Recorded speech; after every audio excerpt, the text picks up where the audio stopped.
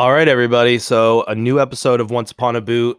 We've got another mega episode here with the usual suspects, DJ, Mike, Marcus, and we're going to be covering the best and worst types of people that you find on a ship. I thought this would be a pretty fun and easy topic. Turns out it's not so easy to come up with this list, but I will think it'll be fun. What did you guys think when you guys were making your people up? It was rough, man. It was rough. I like the entire time I kept trying to make sure that I wasn't going to run into what everybody else was going to write down. And on top of that, that's what I was thinking too. And I didn't want to go too general with it. Like I was trying to think of like specific like type things that go into it. So we'll see how we all did. Do you guys want to start with the best or the worst? Best. I say we best do the first? best again. Okay. Yeah. That was harder for me this time too. So, yeah, it was. All right, I'll go first. So I treated mine like, okay, if I was to draft people to a team, like who would I want as like the number one like draft pick for the best type of people that you want on the ship? So my number one pick is the person who signs your name on everything when you don't go. So like you're sleeping like in watch, maybe they don't wake you up for watch. Maybe like you're hanging out, they sign your name on the muster for trainings. You know, the person that just like a good shipmate, essentially, right? Like the person who just like helps you out whenever you're not there. That was my number one pick. That's a strong pick. That's a strong pick, right? That's a very strong pick. That's smart. I like that one. Especially for duty section. You got your duty section, homie. That holds it down for the musters and the trainings and shit. Especially for like those DC drills or anything like that. Like they got your name covered. So laundry day as well. Laundry day, signing your name on the sheet. Yes. Or haircuts too. Yep. Yeah. Someone signs up for the haircut. You're right. You need that person. They have to be there. They have to be there. Okay. So, all right. So who wants to go next? I got it. All right. So for mine, one of the first ones I chose was the runner, the person who's willing to go to the store for you. Because when you're in the other side of the ship or somewhere far away and they're just like, yeah, I'll go. I want to get out of the space. And they'll just run all the way across, get you your soda, get you your snacks. That's clutch. Those runners come in handy. That's a good pick. Yeah. I used to call that the you fly, I buy guy. Yeah, true. See, I actually like... Villarette was that person for us. Like Villarette always used to go to the store. You like being that guy? Yeah, I like being the runner because then you get the free stuff. Hell yeah. Yeah, absolutely. Yeah, that's sick, bro. Yeah, like, somebody buys you your drink or something. Yeah, it's like, yeah, I'll walk to go do that. Yeah, well, low key, that's why like sometimes when old MC would call us over the net and be like, hey, come up to combat and make us go fucking buy him a soda or snack, bro. I didn't mind it because he gave me his little cash card and I was like, I'm gonna fucking get what I want with this too, man. He's like, all right, it's cool. I wouldn't mind. That was a good pick. That's solid, man. Way to set the bar, gentlemen.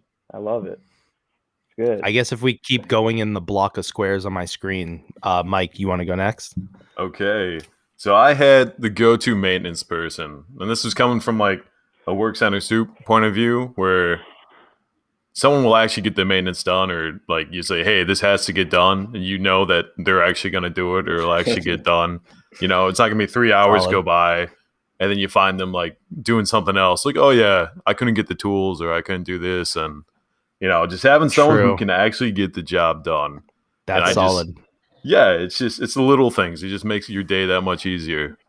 Dude, yeah, for sure. Because I mean, I had a work center where I was the supervisor for both situations where I had maintenance guys that I was like, like fucking gals, man. I could, obviously I knew shit was going to get done. And then I also I had the people in my work center where I was kind of like, I might go to mass today because this person's going to fuck up. Oh shit. So that's a good one. That's solid. Also, when it comes to Liberty, you know that if you got the person that's on it, that's going to get it done, you know that you guys won't get held up for dumb maintenance shit or anything like that. So 100%. Yeah. That's Good pick. What do you got, Castro? Okay, I guess I'm gonna get my one serious one out the way, because I did like the serious one, and then the rest of them are fun. So obviously, I guess great leadership starts off because that makes or breaks your entire Navy experience. I mean, That's good. That's obviously gonna determine that played a role in why I got out, and so I think that plays a role in why people are gonna stay in, how they obviously progress in their either Navy career or their life afterwards. Um, that has How shitty is it that I never had that, so I'd never even thought about it. It's not even on my list. Fuck, that's good. Yeah, I notice it a lot more now that I'm out. Actually, it's funny that I think the older I get, the more serious and the more weight I put on mentorship. I think that shit. No, that's true, man. That's true. That goes for management in like the civilian world too. There's nothing worse than like a shitty manager. Oh, dude. For sure. Honestly, in some ways, I think some of the managers in the civilian world are even worse than the bad ones in the military. But yeah, at least in the civilian world, you can tell them to go fuck themselves, and you don't have any sort of problem, afterwards. And also, you get to go home at the end of the day. So 100%, yeah. That's pretty cool. So yeah, that's my one serious one though. That's my disclaimer, because after that it gets real wild. I dig it. All right, so that's a good first round. So I had the person who signs your name. DJ had the runner.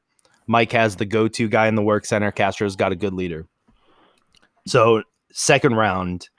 So I have the person who's always around to relieve you early when you need it.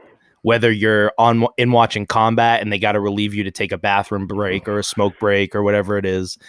Maybe you're on watch and you look at the watch bill and you see who your relief is and you're like, he always comes like 15 minutes early or whatever that is. That's an important person to have on the ship. That's a good one to have. The only downside to that is you're just going by hope. You're just hoping that they get they're on the watch bill after you. True. But that person.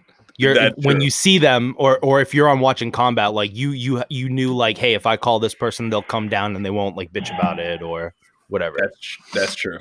Well, not even just the fact that they relieve early, but even someone who just relieves on time. Like you can count on them to be there when they're supposed to be there. Yo, whenever Castro relieved me, we'd show up at mid-rats. I would usually be coming off. You'd usually be coming on. And you'd always just be like, yeah, man, just give me the radio. Like, I always knew that if you were relieving me, like, I would get rid of that radio early. Oh, yeah. Yeah, it's good and bad. I mean, so I think like the like our deployment watches and like our underway watches, that was good. But I kind of hated, depending on the person, if they relieve me early for watch, like on like our import ships, because then I feel like I owe them something. It depends on the person. True. But I hated that. Like now I'm like, man, damn. Now next time, if I'm before them, I gotta go 15 minutes early. Because obviously I'm gonna do that. Like I'm not just gonna let it go. But it was just dependent on the person too, I guess. That's a good point. Yeah, true. All right, DJ, what you got? All right. So for my second one, it's the person who has the good movies on board. Now, I don't want that mess of someone who just has a lot of movies and you open it up and some of them are 480 SD. It's like, no. I want the person who's got that Blu-ray quality movies and it's organized. Organization. I just want to take a moment and shout myself out. I had a phenomenal hard drive. Mine was pretty good. Both TV shows and movies. They were all 1080p. The week I would start collecting. So like 2-3 weeks out before we deployed, I would start gathering, getting those movies downloaded. 1080p all of them, and I had like folders and had it organized like by genre, everything, dude. Yep. I'm telling you, it makes a difference. I don't remember who it was, but I opened up their drive and their drive was organized. I popped in a movie. It had subtitle files. Like, come on. I could watch it in its original language. Like, that's going above and beyond. And to that person, you are a hero. But then you had the other people who just had a ton of movies. I'm not going to call you out, but you know who you are. And they just had tons and tons of movies, all types of quality. Some of them didn't even play all the way through. Ugh. You should be ashamed of yourself. Damn. Yeah, see, that's it. What do people do on the ship now that like all the torrent sites have been like shut down? Like, I don't think Pirate Bay is a thing anymore. Or like do people still use that shit? Like, how do they get hard drives full of movies? I'm sure there's still there's got to be there's something, dude. It's the internet. You can get anything on the internet. Well, true. So I mean, I'm sure.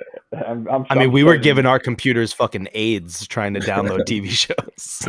To quote the great Jeff Goldblum, life finds a way. That's a good one. All right, Mike, what you got? See here. So a lot of mine, I realized, are very like watch coordinated and leadership coordinated, because I think those are like the two things that impacted me the most. But so I have the watch build coordinator, a good watch build coordinator. Ooh. Because those don't exist all the time, and you get having someone who can actually write a watch bill makes all the difference on your duty days. And so, yeah, that's who I'm picking.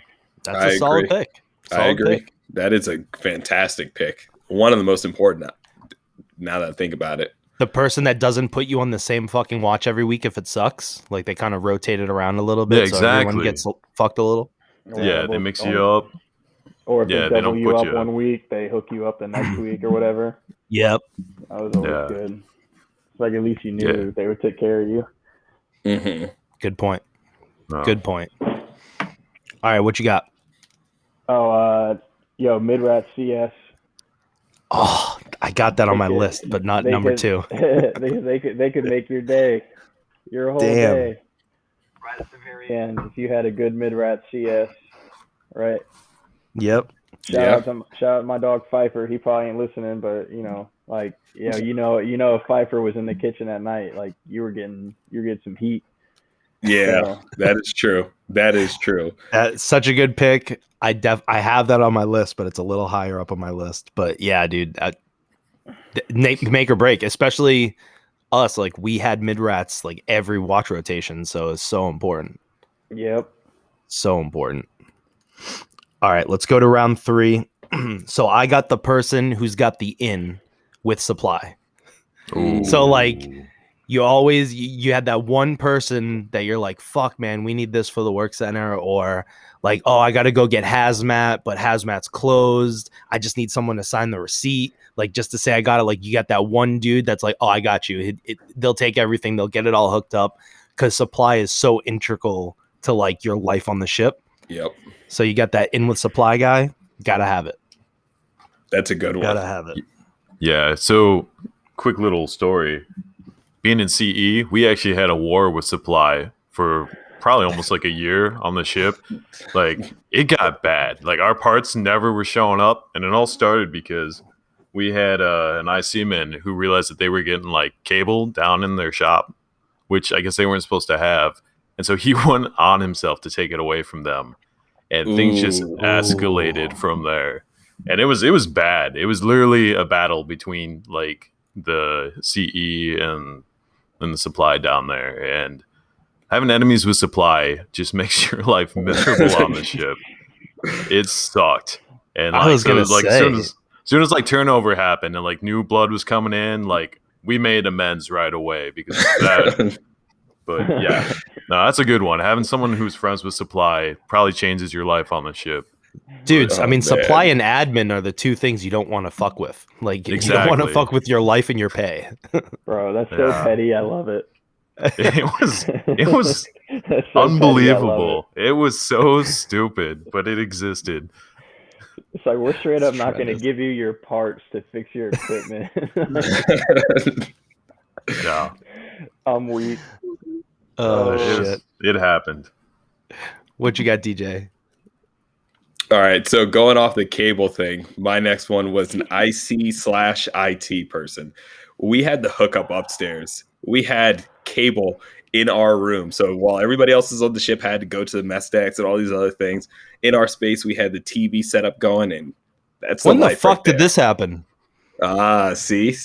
This is after you left. It was what beautiful. The fuck? Yeah. Actually, I think I'm the one who built the connector for you guys up there. I think you did. Yeah. I think you did. Yeah, I remember being up there doing it. It's a solid hookup, man. You don't want to be on the mess decks, and they always had the TV. It was like one TV was like kids movies, right? Yeah, all the time because you weren't allowed to watch like adult movies on the mess decks, even though. Oh yeah, Remember when that? did that change over? Yeah, I assume when the captains changed. Okay, but yeah, for a while you could only play like PG and under on the mess decks. Yeah. No, I remember that was Master Chief Rue. Was that Master was Chief it? Rue? That was his thing. Yeah, I remember. Yeah, I think like one of the when he first came on, and like our first underway, I don't know what movie it was, but like people were fucking, and like he walked right on the mess decks, and he was like, yeah. And then after that, it was what was that dance movie that played all the time? You thinking Pitch Dance Perfect? movie. Yep, The singing one. Yeah. Dude, from then on, it was like Pitch Perfect or Pitch Perfect 2 is like on constant rotation. Yo, hey. Maybe it's because we had to watch it like 50 fucking times in a row, but I absolutely love Pitch Perfect now. It's not bad. Bad. For some reason, I swear every ET loved that movie. It was just a thing. It's like, dude, you it's weren't so a real catchy. ET unless you loved Pitch Perfect. So catchy. Oh my gosh. Yeah. So catchy. I'm guilty. I put it on quite a bit, so that's probably my fault. So I apologize for that. But there's only so many movies that you could. Yeah, like there's only so many movies that fit that guideline. So we literally had like 15 movies we'd rotate for the mess decks. Oh, yeah. It sucked. Solid pick, though. Solid pick. What you got, Mike? So I got the guy who gives you a fun conversation on watch. Like having someone that you like stand and watch with just changes it. It makes it fly by. And whether you're talking about, aliens or just vacation spots or food you like just connecting, just having somebody that you can talk with that stuff with. Yeah, that's my pick. I love that. That's a great pick. I didn't even think of that. Yeah, the good watch buddy. Mm-hmm. Gotta have that person. I always try to find someone that I could talk. I mean, I remember one time, me and this guy, we probably about like 45 minutes into the watch, we realized that we both used to collect bugs when we were kids, like mason jars, and we talked about that for hours, just where we'd go to find the best bugs, and as weird as it sounds, like that killed our watch just talking about that. On the most recent episode of the podcast that I recorded, I was talking to this guy and I was like, hey, I thought about an idea for a podcast, but nobody would listen to it. But it's just like the shit you talk about on watch. And the podcast is just like a watch conversation. But I was like, but shit gets so weird when you're like 5 hours into a quarter deck watch. Yep. So fucking, but dude, you're right. If you were the OOD or if you're OOD, the petty officer of the watch are the two most important.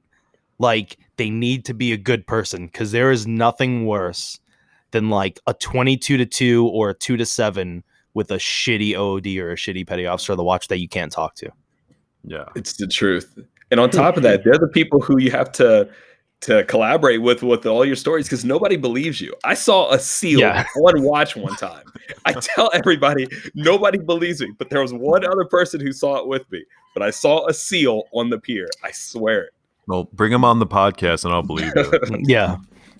Pictures didn't happen, bro. Yeah. All right, Castro, what you got? So pretty much y'all just ate up my list kind of, but so I guess kind of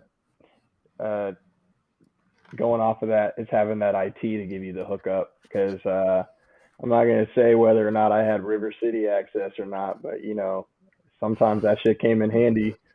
Ooh. River City access, that's a big one. Yeah, especially especially when you're not someone that's supposed to have it for any particular reason. Especially when you're doing Suez transits every like fucking day. Yeah, that shit may or may not have been lit. Yo, did you guys saw the ship that got stuck in the canal, right? I mean, yeah, of course. Yeah. Yo, all I could think about is like we're in the middle of a transit and now we have to just like moor in the middle of that canal and just being in River City GQ for like the rest of deployment.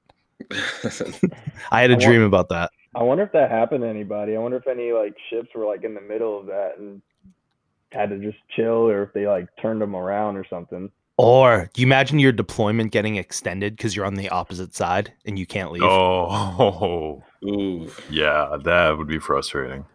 I'm just hoping maybe they just made them like go around Africa and like take the long way. Damn. Oh, then they get like the shell back and stuff. Yeah, I don't know. That was, Solid. but I feel like the Navy wouldn't do that. They would just make them wait and Yeah, sit in GQ for sure. for sure. for a couple weeks. So this is a little off course, but do you guys believe in jinxes? Like, do you believe like you have the power to jinx things? I think so. To some degree. Yeah. Yeah. So me and my friends, for some reason, I actually pulled up a YouTube video of all like the canals that we went through a week before that happened. Like, no lie, there's no reason for me to do it. I can't remember what the segue was, but I pulled them up and I was just like, yeah, these are all, like the passages we went through. And I pulled up the Suez Canal and all the other ones we did, all the straits. And sure enough, that happened a week later. And part of me thinks it was my fault. It absolutely was. Right? Like why? I don't understand. Like, how? I don't know. How could you? How could you? Yeah. Sorry about that, man. I don't know. All right, so we're moving on to round 4 here. All right, so on my round 4, maybe it's a little self-serving to myself, but the always sober buddy. There's always the person that you can count on the ship. For sure. On Liberty, you're like, this person's not going to drink, so I can do whatever the fuck I want on Liberty. I was always a sober buddy. It's a good person to have. I was just about to say that. I was like, that's you. But hey, that's solid. I mean, when you're getting a Liberty group and everybody in the group all wants to drink, and then somebody's got to sacrifice, and then maybe you don't get a next port to reciprocate, Yeah, it's important. No. I think I like being the sober buddy most of the time too.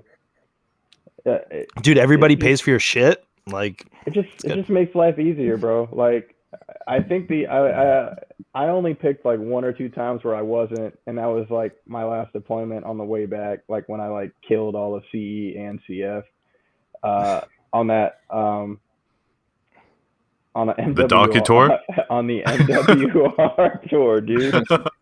What?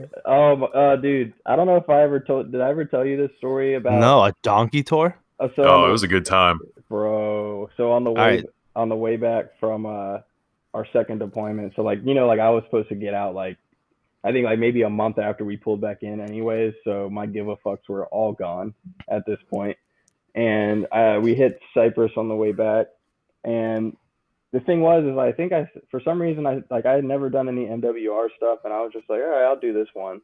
And it was like some dude, it sounded dumb. It was like a donkey tour around the island or around some historical landmarks, and there was like a buffet thing or food at the end.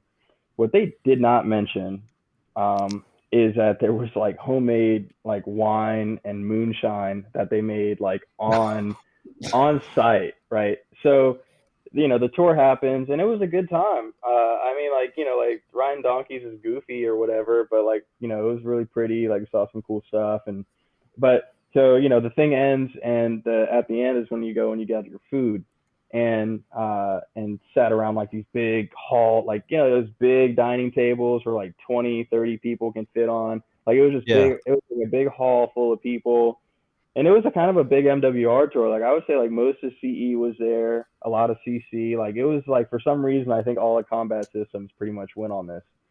And anyways, dinner time happens, and they start bringing out this like the food, and they bring out the drinks, and I don't know, I just start passing out the fucking moonshine shot glasses to everybody, and like I'm just we're throwing it back, and I'm kind of at this point like I'm instigating because I'm on my way out, so I'm just like everybody's drinking, like from like E1s all the way up, everyone was fucked. And on like the way back, like there was probably like 5, 6, 7 people throwing up on the bus. And then we get back to the ship, and people are like not even making it across the quarter deck before they're like puking and shit. And then we get down to berthing 1, and berthing 1 is an absolute nightmare of a scene for just like the whole night. Like people like tried bringing people like bought like bottles of that wine and that moonshine as souvenirs, and like they didn't mean to, but they kind of forgot to turn it into the quarter deck because that was supposed to be a thing, and like people like brought it down to the berthings and they dropped them. So like all the glass broke because they forgot that it was in their book bag or something. So like all the glass broke. So now there's like, so there's people in the berthing like puking everywhere, like in their racks. It smells like moonshine and wine. there's people giving a certain ET a shower in the bathroom. Twice. Oh man, what the fuck? When I'm telling, like, No, I wasn't the one being showered, by the way. I was gonna say, Mike, sorry, the way I realized how that sounded. No, I was the one helping out. I wasn't the one getting showered. Bro, I promise people. It was. So you're saying that you did not follow 0013? Here's the thing: is this was on an MWR tour, so no one could get in trouble. Yeah, that's dude. I used to hate when the toilets were all filled when people were throwing up. So people threw up in the sink, and then like their throw up wouldn't go down the sink. Dude, it was like the deep sink. There was like people. There was people in the shower. Like, I'm just imagining the birthing 1 head smell from that right now. How bad that fucking was. It was pure chaos. Oh yeah, Absolute it really was. Chaos.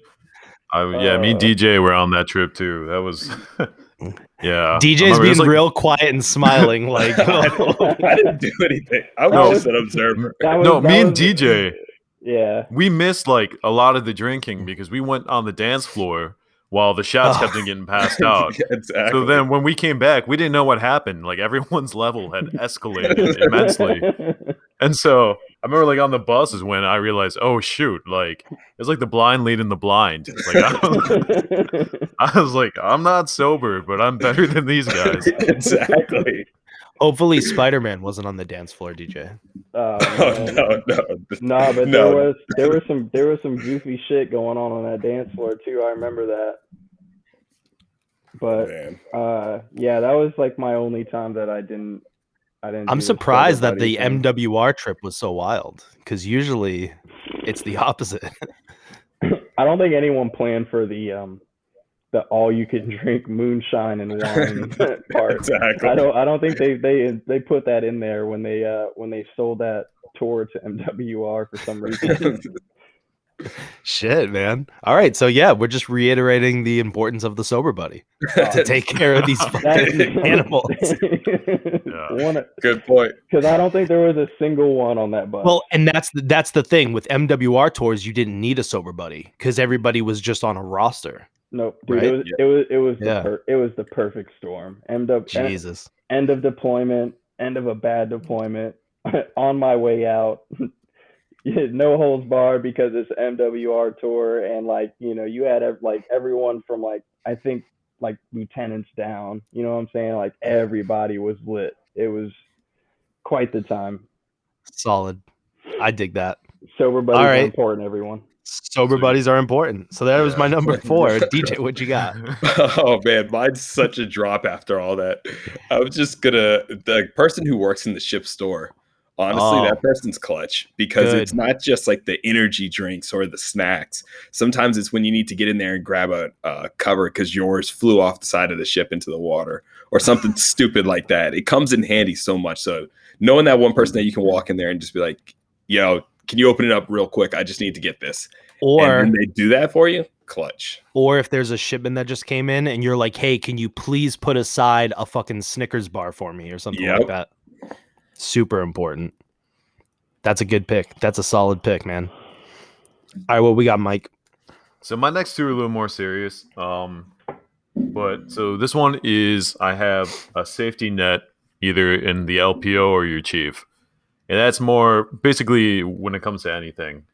Like whether you're troubleshooting and like you just can't figure out what's wrong and you have that guidance to actually go to. Because we know that not everyone in a leadership position should be there. So it's nice when you have someone who's actually competent or capable to help you out, especially being tech rates like we all were. That makes a big difference when you can't figure something out and you can go pick somebody else's brain or something along those lines. So yeah, I just had, either the LPO or the chief or whoever, just having the safety net in your chain of command. Solid pick. Absolutely need that person. All right, what you got, Castro? No, me. Yep. Yeah, I guess. So my other ones got eaten up, but Rineck's kind of made me think of one that was super important. Is having a really good subject matter expert on your equipment when you get there. Yeah. Like, having someone that I've come across a few people like on the ship where I was like, how do you, they're like at E5 or, maybe even an E4, but like they come onto the ship and they didn't just know so much about the gear, like on like another level that's just like didn't make like sometimes it's like how did you figure like how do you know this? But like there were just these people that you could always count on that like knew everything, like the ins and outs about the gear that was above and beyond I guess what even the Navy would probably have expected them to know. Like being That's like a good point. Like being like a CSAO and having to deal with those types of people made like those watches incredibly easy. There was times where like they would even know other people's gear better than like certain people, and now we're supposed to be taking care of it. And that was just insane to me. Especially at CSAO too, when you get like a call from the ITs or something, and they'd be like, "Yeah, we lost this," and you're like, "What the fuck is that?" And then there happens to be like some CSAO in the room with you. He's like, "Oh, that's this. Yeah, go tell CSC that they're doing this," and you're like, "Oh man, thanks for the hookup," because I had no fucking idea what they were talking about. Yeah, that's clutch. Yeah, that's a good one, guys. All right, so we're at the last round of the good type of people. So Marcus earlier said the Knight CS. I'm going to change it up a little bit. I'm going to go the Knight FSA. Because maybe it might be a little easier to get the in with them. And, maybe they can like throw some shit aside for you from earlier or, hook you up in another way. So I'm going to go Knight FSA. I literally had the exact same one for the top. It's solid, man. All right, DJ, what you got? Oh, dude, I literally had that exact same one. It was like mine was someone who works in the galley who's cranking at the time, because it's not just about the CS, but like you said, try to get that FSA to be like, yo, just help me out. Just throw me some extra oatmeal. I think you broke up there at the end. Did anybody else hear him? No, I couldn't hear him that entire time. I just didn't want to interrupt. That's the only one. Yeah, that's why I was like, I'm just gonna look forward and pretend like you guys should have just said something. Can you hear me? I didn't know if it was just me. Like I didn't want to. I thought the same thing. I was and I looked at Mike because I was like, oh, he's really concentrated. Maybe I just. The only one who was showing it was Castro. Castro was like kind of like, what the fuck's going on? I was like, okay, so me and Castro can't hear him. Oh, I'm over here going on a tangent. I'm just like. I didn't hear anything. Oh man! Yeah, you were gone. You guys are awful. Just say Good something. point. Good point. No, I was saying mine's the exact same thing. Okay. I said the FSA. So. Yeah, I mean night crank's important, man. It is. It's super important. Really they might not like being the night crank, but I sure as shit like to have them. All right. So Mike, what you got? So originally mine was going to be the guy who relieves watch early, but I also don't want to double up. So I'm just going to go with the easy answer and saying having a good CO, because that like trickles down. So you have a good captain, the rest of the ship is usually going to fall in line, and it makes all the difference. Even I remember something as simple as when one of our captains allowed chewing on the ship, like tobacco use, that changed morale so much. And like I'm not a chewer, but I saw it. I fucking hated the people that chewed on the ship. Oh yeah. They leave their fucking spit bottles around everywhere. It's fucking nasty. Well, you make rules for that, but I mean, I feel like morale overall. They don't follow the rules. I'm calling out everybody that chews on the ship. None of you motherfuckers follow the rules. Spit bottles everywhere. All right, bad example. But no, that's a good point. Yeah, I like it. Yeah, but otherwise, yeah. All right, what you got for the last one, Marcus? All of them got eaten up, so I'm trying to think real quick. It's okay to repeat. No, I don't want to repeat. That's whack. But I guess having a good wingman on Liberty is always tight. Solid. Right? Good Liberty buddy. Sometimes sometimes you get stuck with people that just don't have the same idea of Liberty as you do, and then you just go out and you're like, man, this is awkward. Like, it's not a good time. You gotta hide out in the bathroom with your feet up on the door so they don't know that you're in there.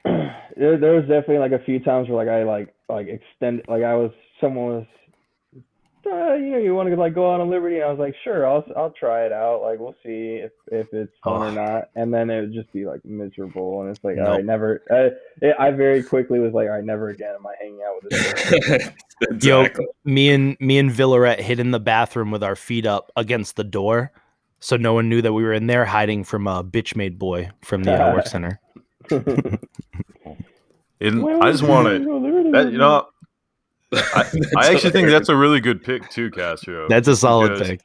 Because like one of the things I don't think people realize is that one of the pros is you get to see the world, right? Like that's one of the things about being on a ship. But it makes all the difference of who you're seeing it with. Like, because you only get so many chances. Yo, when we were in, where were we? Spain. Spain was me, DJ. Castro? Were you with us in Spain? Mm-hmm. Yeah. When we went out. Like, we went out to, like, do cool stuff and walk around the city. There were people that just spent the entire time inside a bar. Yeah, exactly. And it's like, like you could go to a bar in fucking Virginia. Why are you hanging out in a bar in Spain the whole time that we're in Spain? Yep. And using that as an example, like, you might only get to be in Spain for one day. You know, you might only be pulling in for 3 days, and you only get to go out one of those days. You don't want to waste it with people that are no fun to be with or that only want to be in a bar. Yeah. So having a good wingman, like that's a great pick, I think, because that is. Yeah, you can see the world, but it really does matter who you get to go out with. Yeah, I mean, I had quite a few experiences that I wish I could go back and it probably would have made all the difference if I would have went out with someone else. But you gotta try you gotta try to hang out with other people too, and see if it's gotta be. Sometimes I don't know. You're nicer than me. Exactly. I mean, I got to a point where very quickly it became all right. I got my group, and I'm just gonna stick with it. But dude, so much so I think I didn't go on Liberty one day just because I couldn't find a group that I wanted to go with. For sure, and I wasn't going to sacrifice. I was like, I'll be miserable on the ship instead. Exactly. 100%. Yeah, I think I did that in Dubai a few times. Like, just Dubai sucks. Dubai sucks. Yeah, but nothing there.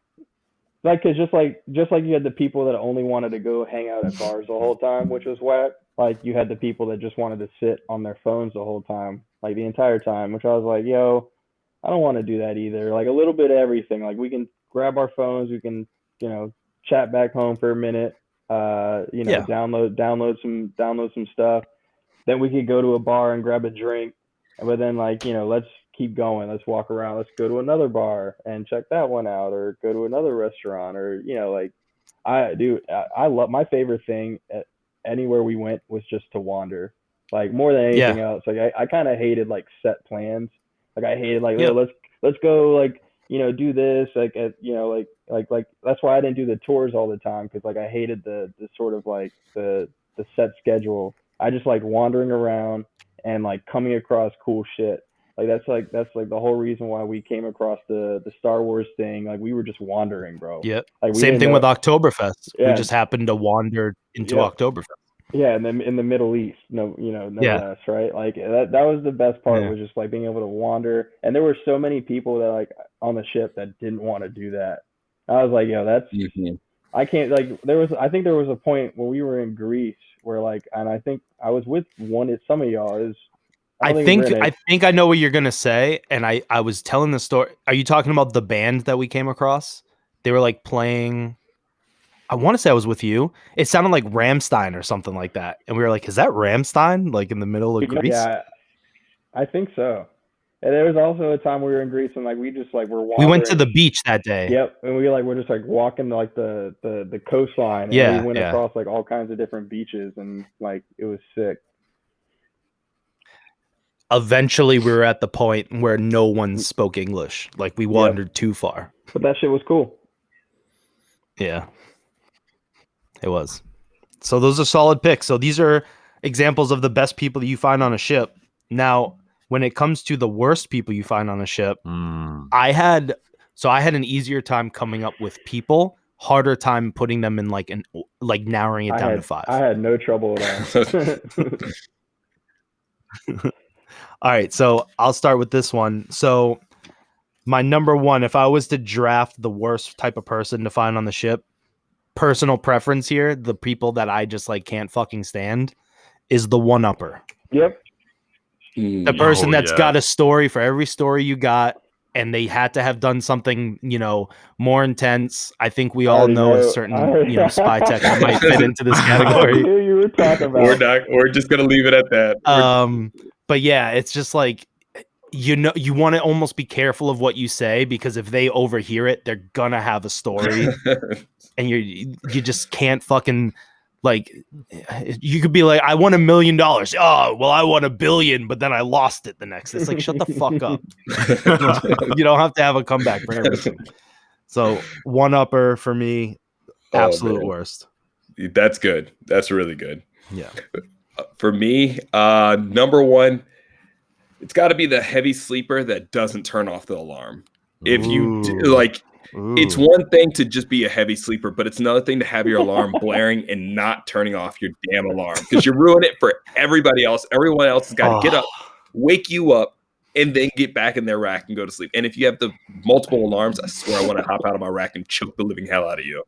Oh my gosh. Especially sleep is such a fucking important commodity on the ship. It's so rare. Yep. Yeah. That's a great pick. Absolutely great. I'm pretty sure I was one of those people. Yeah, you were actually. You were. But your alarm was always going off.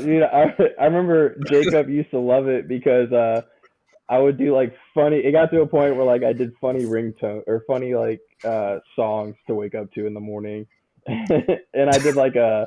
What was that one dude's name? Like I did Jacobs, I think will remember it, but it was like a riff-raff song. And every morning I woke up and it was like some tiptoeing in my Jordans type shit. Oh yeah, I remember.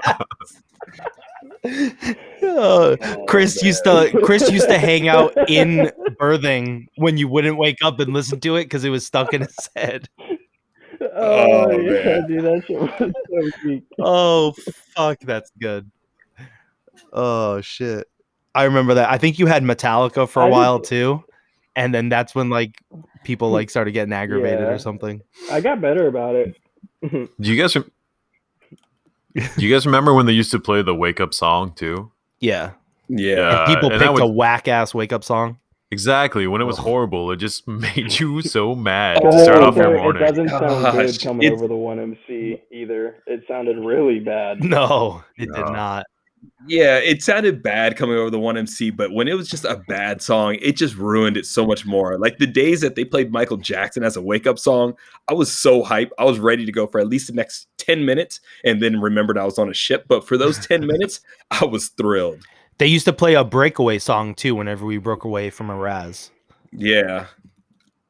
Those weren't bad. Those sometimes it felt cool when you're on the top of the ship and it was banking. You had the water spraying in your face and they're playing some 80s rock theme and you're I'm a badass. I tried so hard to get them to play Hulk Hogan's theme song when we broke away from a Raz once, and they were like, I finally got to the point where somebody like had my iPod, they brought it upstairs. I was like, oh, they're gonna play Hulk Hogan's theme, and I think they ended up playing like I don't know the name of the dude who sings it. That song Dynamite. You know that song? It's like, we gon' light it up like it's dynamite. Oh, you know what I'm talking wow, about? They played that instead. I was like, yeah. I was like, what happened to fucking Hulk Hogan? And then they were like, well, they thought more people on the ship would like this. I was like, you guys suck. Do you want to be behind the scenes of that? I used to work up on the bridge during the Razzies, and I tell you, no lie, there's probably about 15 people who try to take away the song. Like, I got to choose it once, and I had like people above me, like Master Chiefs and stuff, try to come up and tell me what song I was gonna play. And I was like, no, I get to choose the song. Like, I'm gonna choose the one I want to play. Fuck that. It's drama up there. People really want to choose the song. That's what time to shine, bro. Crazy. Yeah. I know. I chose Bullet with Butterfly Wings. Smashing Pumpkins. Nice. Yeah, man. Dig it. All right. I enjoyed it. All right. So what do we got for yours, Mike? Who's your number one? What do we got? All right. So this one, just because it probably still irritates me, I chose the non-deserving EP. Oh, because son of a bitch. That just sets a tone, especially when the person's a new guy, comes to the ship, he gets that like undeserved EP right away, and they just pretty much sets him for the next 4 years on the ship, where his head just grows, and all of a sudden he doesn't listen to anybody. Because one of the secrets, at least on our ship, was once you get the EP, it never goes away. Oh, like, I they know. won't take it away from you. Oh, so, I fucking know. Yeah, so no matter like how shitty you get, you're gonna still get. And just for people who don't know, EP is the highest like eval rank you can get, and there's only so many that can be handed out.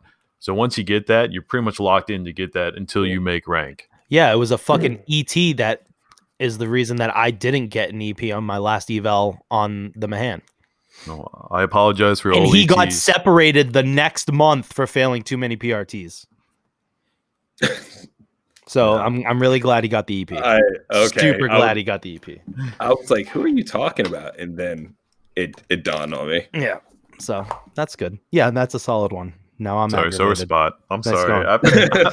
I've been getting to you this podcast. Right. I'm so sorry. But that's the whole point of this list. Now everyone knows. No one joins the Navy at all after listening to these episodes. All right, what you got, Marcus? I hate a stinky motherfucker. Because yes. the main reason is like I'll try to get to know pretty much anybody else and see if they're cool or not. But if you smell bad, I'm not coming in. I'm not even gonna try to know you. I'm not gonna try to talk to you. That's the end of the line. That's it. Like, you're just the stinky dude now. Like, you smell bad. Stay away from me. Did you guys ever have a rack near a smelly dude in berthing? It's awful. That's the worst. I think everybody does, right? I think it's impossible to escape that. When I was on the coal, the first rack I had on the ship, like the smelly kid lived right above me, and it was almost like the odor like fell down like during it was bad. I had to request to move. Like I was like, dude, send me to berthing 3 or something. Like, I just can't fucking sleep here anymore. I hate that shit, dude. It's bad. There were almost like levels of smell, if that makes sense. Like, you could smell, you're like, oh yeah, he's that type of smelly person. Yeah. Yep. I can't really explain it, but you guys know like what I'm talking about. Yeah. Sure. It's like this sticky odor where it goes beyond. It's like, oh, okay, that person was working all day, they didn't shower. It's like, oh no, he's that type of smelly person. Yeah. It like sticks to your tongue when you breathe in. like dirty ass sheet smelly person. Like, you see their sheets and you're like, oh, okay, got it. It's like, yeah, right. It almost makes you want to fight them. Like, it said something to you. That's a good one. All right, so moving on to the next round, I got the person who always fucking relieves you late. I mean, and it's always like the same person. You look on the watch bill and you're like, oh no, like that dude is never on time.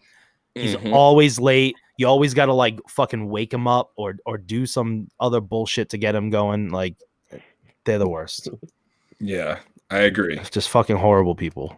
Those because you know they're coming up, and you know they're gonna relieve you late, so you don't even know what to say to them. Like, yo, you even see people walking. You're like, hey, can you make sure Seaman Timmy is awake and birthing? Like, can you please make sure? And they'll be like, oh yeah, sure. They don't like, or you call down to birthing 1, and you'd be like, yo, is so and so down there? Are they awake? And then they're like, oh no, they didn't even look.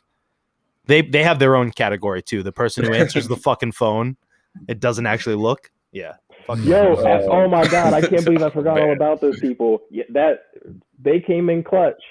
That's bad, right? No. That just reminded me of them. The people that were always the ones that slept on the couch, so that you could always call the phone and you knew, I know this motherfucker's about to pick up. Now, it went one of two ways. You could count on them to hook you up and go wake that person up or do whatever, or they were just like, yeah, that dude can go fuck himself. I'm not doing that. But there was. So you're talking about Gunner's mates? Yeah, they really. Gunner's mates stayed on the fucking couch. They love to sleep on the couch. That could also be a pro in some ways too, because like when someone would call your shop looking for you, your buddy would lie and say that you're not there. And be like, hey, by the way, Chief's looking for you. Like that.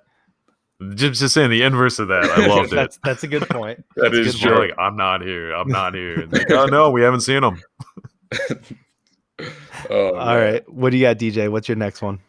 I got the ship drunk, man. Like it's not just the people who drink too much or just have those one-off scenarios and they come back to the ship and they're sick. Like everybody can excuse that. Even the guy who threw up in my boots. You know who you are. Oh, I forgot about that. But it's the people who that's what their mission is. They only care about drinking. That's all they want to do. And when they come back on the ship, it's chaos. And when you go out with them, it's chaos. There's no fun to be had. So all you can do is avoid them. And they always cause problems for the entire ship because the one incident is always them. Wait. It's just annoying. Dude, how did you not fight them? Yeah. I'm thinking I was there when we found it. It was all over your curtain too, right? Oh yeah, but like to me, like that was a one-off incident, so I wasn't upset. Like that was just. I think I was egging you on to fight them. Like that sounds like something I would have done. Like, yo, DJ, you gotta fuck him up. What was their rate? What was their rate? They were FC. One of us. No, they were conventional. Conventional. Yeah. I don't remember this at all. This was in Mardi Gras, wasn't it? I don't remember. I want to say it was. Like I think it was when we were in Mardi Gras. Nah, it couldn't have been. That would have been too early. Are you sure? Yeah, because I don't think that he was there then. But I just remember it was all red. Yeah, because it was all sangria. Yeah. Okay. Yeah, so it was like it was a fun time. All over my sheets. Yep. All over my curtains, all inside my boots. They went to bed and they just never even like woke you up. Like they did it at night and you found it in the morning. I woke up to a surprise. Lost my fucking mind. Oh, dude, I would have got kicked off the ship that day. But it was like for that incident, that person, they did a couple of stupid stuff, but it was never anything like it wasn't a consistent pattern of drunk behavior. I had a problem with the people who always had an issue when drunk, yet they were always drinking every time they went out. That's it's just annoying. Were also the type of people that I looked at and I was like, yeah, I can't go on Liberty with you because it's always a problem. It's always a problem. No, it's a risk. So it's a risk. Yep, tons of those. Yep, it's a good one. What you got, Mike? So I guess I'm gonna go in the same vein with that one as people who don't respect like the personal space, like the people, I guess sometimes it's hard to wake people up, but you don't like reach in and grab someone while they're sleeping. Like I'm a big person that you knock on the outside of the rack. And going off of that, Derek, I don't think you were on the ship at this point, but there was a IT in particular who during birthing cleaners was walking around in his underwear and decided that the best place for him to hide was my rack. Because as birthing inspection was going... Stop. You're saying that there was somebody that jumped into not their rack to hide for. Yes, and just his skivvies, nothing else. Dude, I would. So saying My these things, rack, not just a rack, my rack. Why? Why not his rack? He panicked. He panicked and ran down an aisle and jumped in a rack. I wasn't in there at the time. I wasn't in there. I found out from the birthing cleaner later that day. He's like, you're gonna hate me, but this isn't my fault. Didn't that end up being a big deal? I remember. Yeah. No, it went up like Dude, I the remember commands and stuff because didn't the XO find them and be like, "What the fuck are you doing?" I'm not sure what happened with there, but I know his chief or senior chief at the time came and talked to me personally about it. Yeah, I remember that entire thing, and I remember laughing so hard and talking to you, and you were not having it, understandably. But you were like, I just don't want to talk about it right now. But I had damn near tears in my eyes. I mean, it's something that's funny, except for the person that had it had it happen. I mean, exactly. I remember he tried to apologize to me later that day, and it was like a perfect movie. Like I was the only one in the shop. And I look over, and he's just standing in the doorway.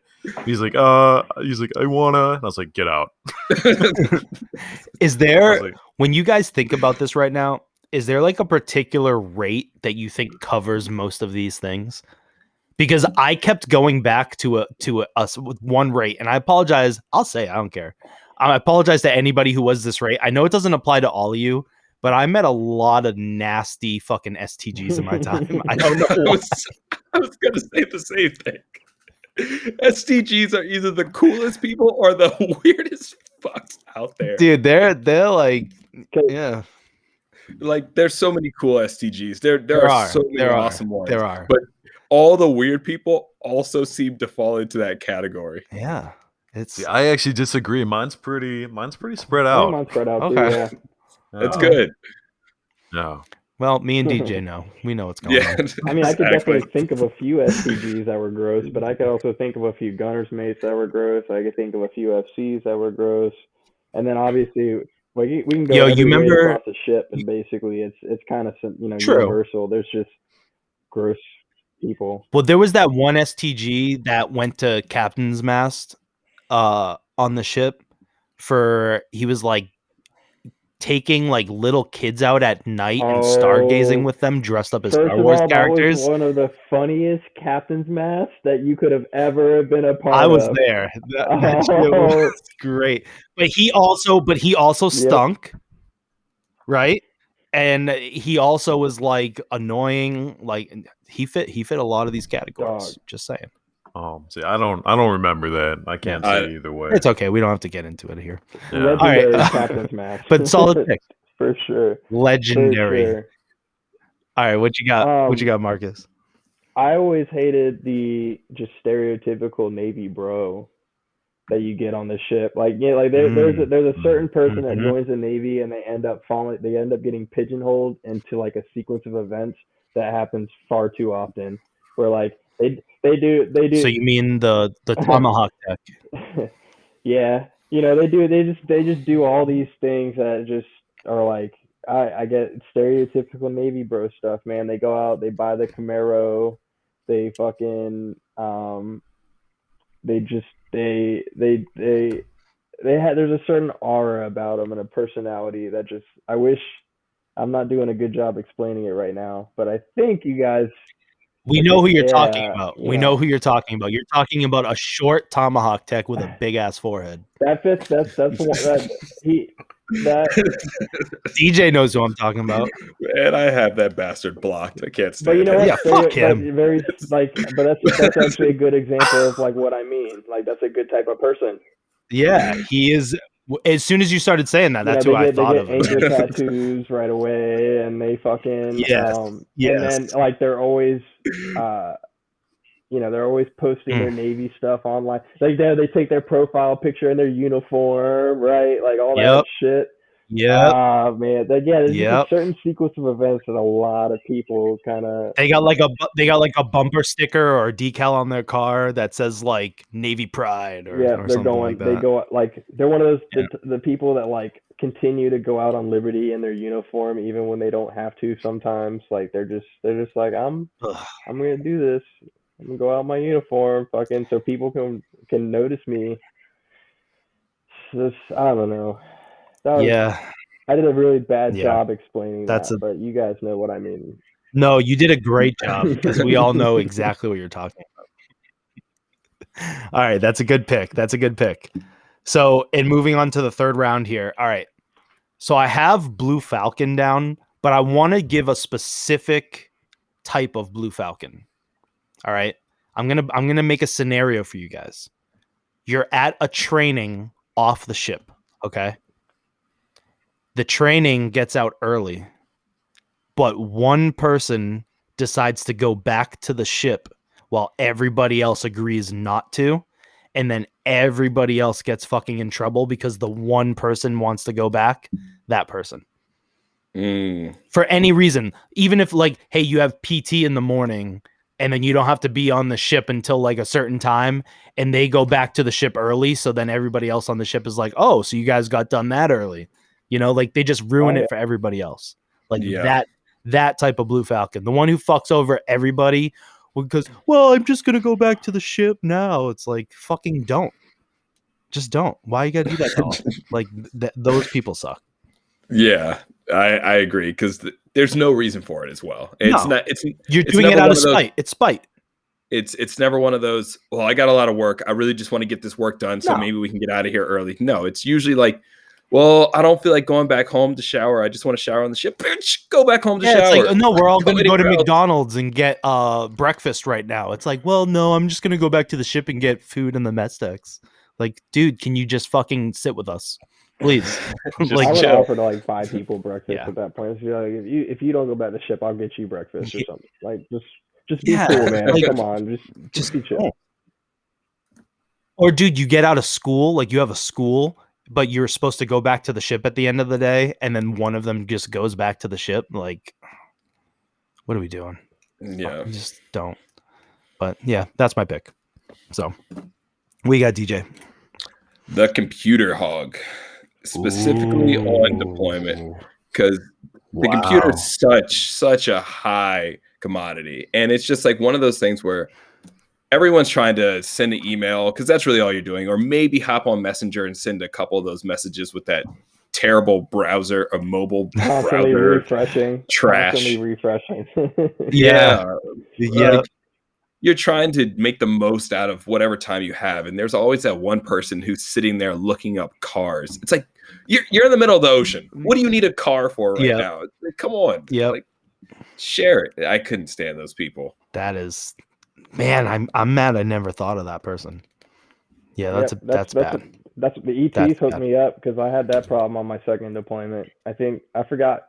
I don't even remember who it was in the work center now that was such a problem. But it was just like, I was just like, you know what? I'm not gonna bother. Like, they just can do it because the ETs had like 3 or 4 computers down and forward IC, and it was just a good spot anyways to hide. So I was like, fuck it. I get a double win because now no one knows where to find me, and there's always a computer available because there's like 5 of them down there. It was very tight. So thank you, CE, for hooking it up. Good. All right, good pick. Mike, what you got? So, going back to birthing again, I went with either the naked/weird guy in birthing. And like, I remember, God. So there was an ET. He's gonna go nameless, but I think everyone on this podcast has had an experience where it was the middle of the night, and they caught this dude shirtless, looking at himself in the mirror, playing with his belly button. I think I know who you're talking about. Is he named after an action movie? Yes. Well, okay. The name is very misleading. Yes, very misleading. Dude, oh my God. I'm trying to think if you were in here for this, right? He was... Do you guys remember the Tiger Cruise? Yeah. Yeah. Remember that person brought their mom on the Tiger Cruise? Yes. And then everybody was like, I could not imagine his mom looking any other way than how she looked. She had like a ripped like Leonard Skinner tour shirt that had like leopard print on it. I was just like, yes, that's exactly like what I imagine his mom. But I caught him butt ass naked in birthing. And I want to say, I think it was another ET that was with me when we saw it. And he was like, had a towel behind him, like drying his back, but he was like butt ass naked. And I remember the ET that was with me. He was like, "No, you really have nothing going for you, do you?" Oh, it was sad. All right. Okay. Oh shit. Oh man. Dude, Speaking of that though, you just reminded me of the other ET who we're not gonna say, who was a nice enough guy, but he was just weird by every measure of the word. Like he didn't try to be that weird, but he just like, even his face sat kind of crooked. And everybody like talked about how, as bad as this is gonna sound, like how ugly he was. So he had to just be hacking down below. And every time somebody would say that, he would just crook his face and just smile like, I got it. Dude, no, he wasn't an ET. Wasn't he an IC? Oh, was he an IC? He might have been IC. He might have been talking about now, because at first I was like, wait a minute. But I know who you're talking about now. Yeah. I mean, you could say it and I can bleep it out. I don't remember his name, but because he was like there when we first got there. He wasn't there too long after. Yeah. Yeah, it starts with a V. I'll just leave it at that. No, then that's an ET then. I will. I wrote down the time codes. I'm gonna bleep all of this out. Don't worry. That's not what I was thinking of. I was thinking of this IC, but yeah, that's definitely fair. Yeah, that's what I'm so afraid of. Yeah.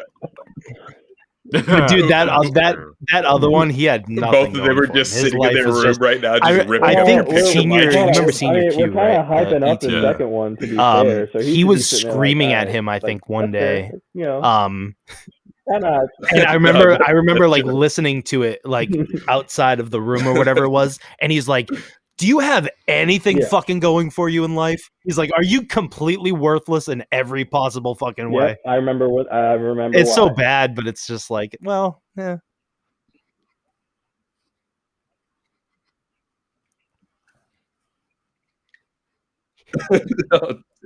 Well, it was something. It had something to do with finances. So it was something with money. Man. Well, I remember what he. I think what he did to garner that ass chewing was like significantly dumb. Like he did something really. He did. It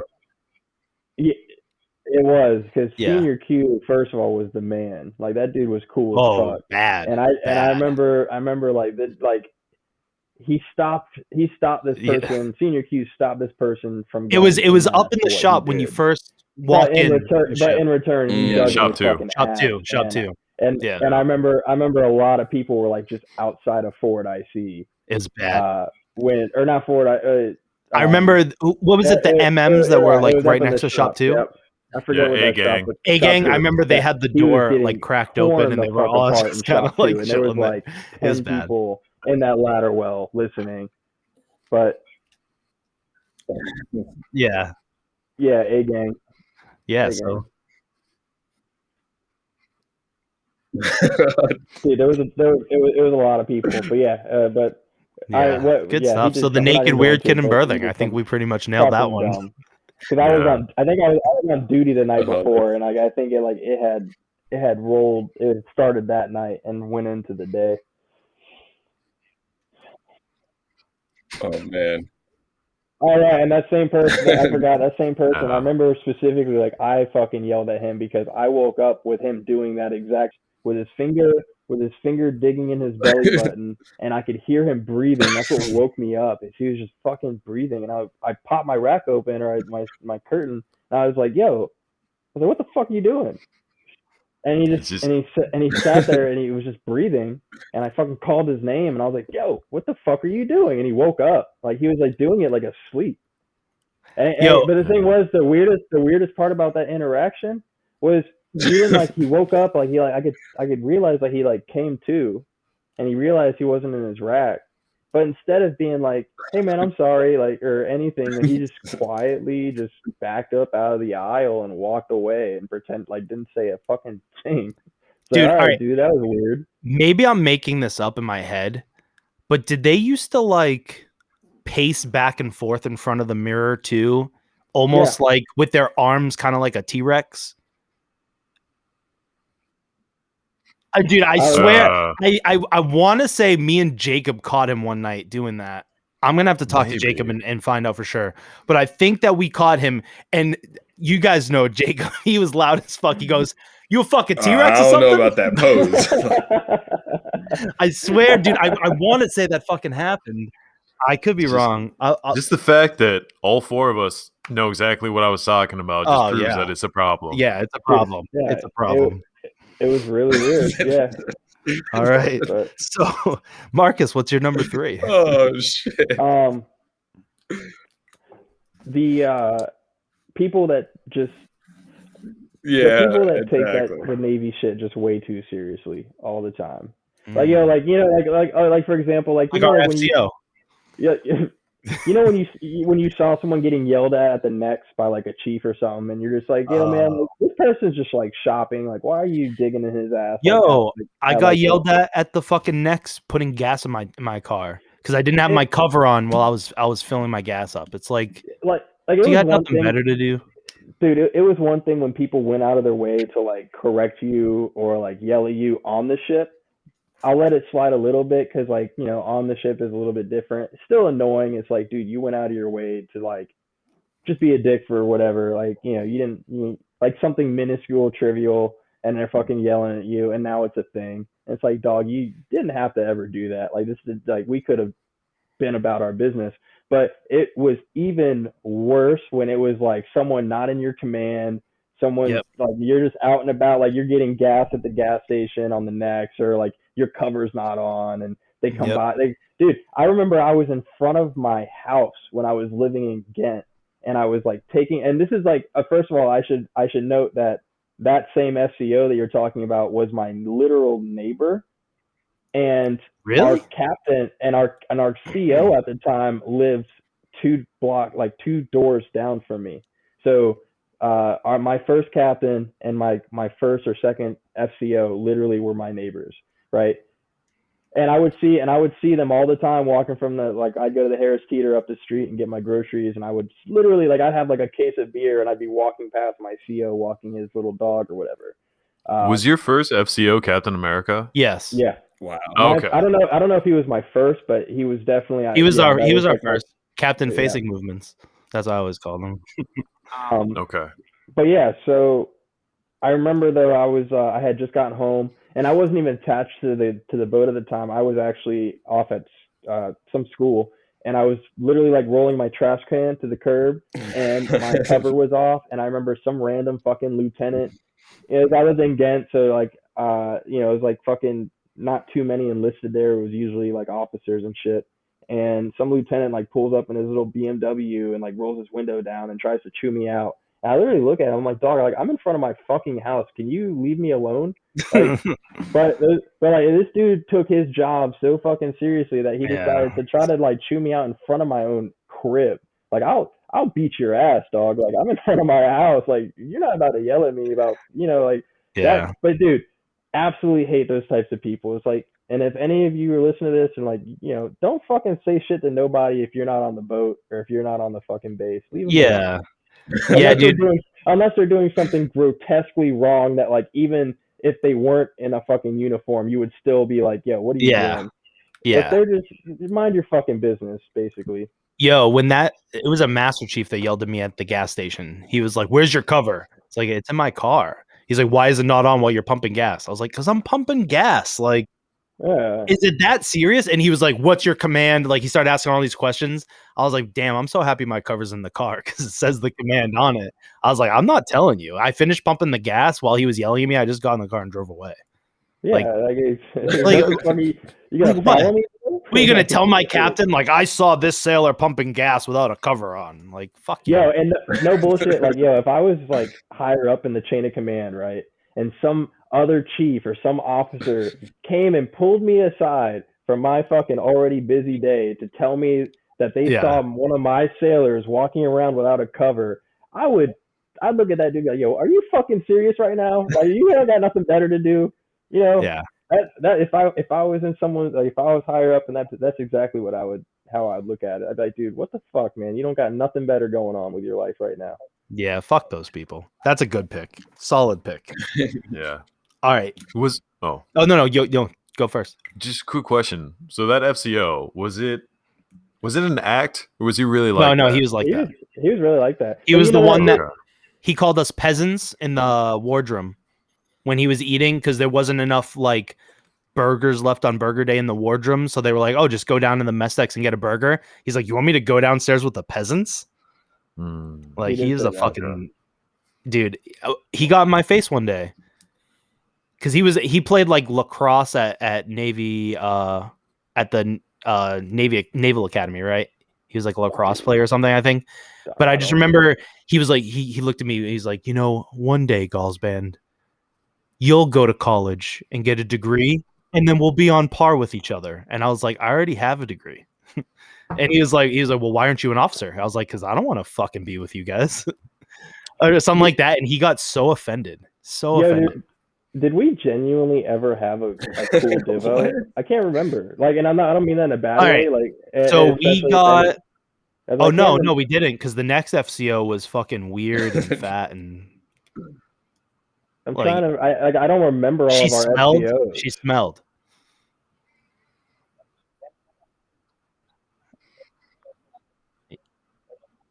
You know who I'm talking about? She was blonde, right? She was blonde. She's kind of stinky. She was not cool. Yeah. Oh, no. You're talking about the lady who? Oh, geez, the one who got me in the bath towel. Yeah. Oh yeah, I'm definitely not going to say any name, but I remember one day I had to get a signature from her, right? And I'm walking up to her room, and we're on the yards, I think, or something. Like, she has her officer quarters. So I knock on the door, and she opens, and she's just sitting there in a dripping wet in a towel. And I'm like, I don't want to be here. And I was just like, oh, sorry, ma'am, I'll come back. And she's like, no, what do you need?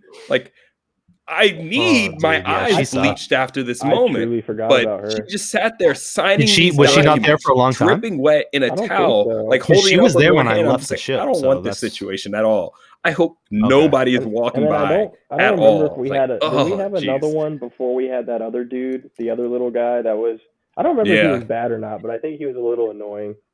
No, I don't think so. Yeah, Derek wasn't there for that guy. She wasn't there too. I definitely know he wasn't, because this was definitely second deployment. Yeah.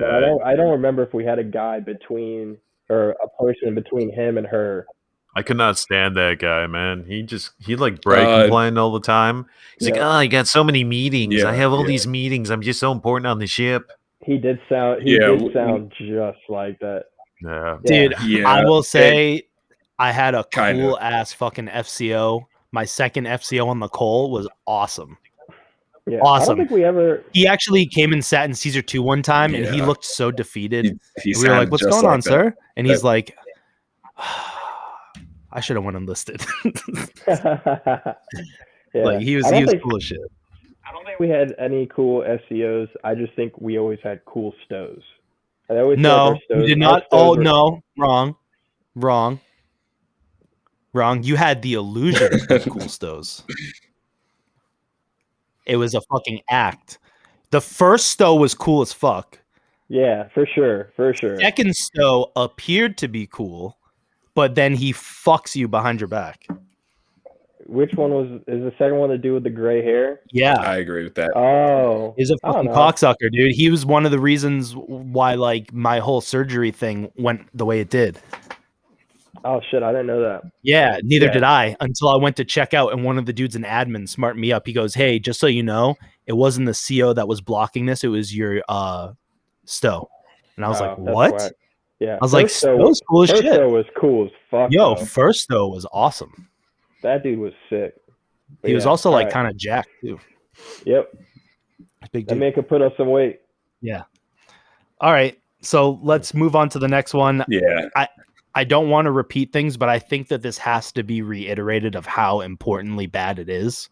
But I have the smelly kid as well. Like I have to say it. It's just you can't have the smelly kid on the ship. It's like just wash your ass, man. It's fundamental. That's the thing, right? Yo, like that should be like a fundamental. Like that's like, especially. I mean, you know, of course, there's places in the world where they don't have the ability to bathe themselves, but here. Pretty much no matter, it's like, you know, especially if you're in the Navy, you have access to a shower somewhere, one way or another. Like, when Jacob had to tell the female in our work center to go shower, he was so uncomfortable. But it's like, you shouldn't have to get to that point where you have to be told to wash your ass. That's an uncomfortable conversation to have with an adult. Yeah, it's just like, hey, by the way, you stink, so please use soap. Use fucking soap. But yeah, so that's my fourth pick. What do you got, DJ?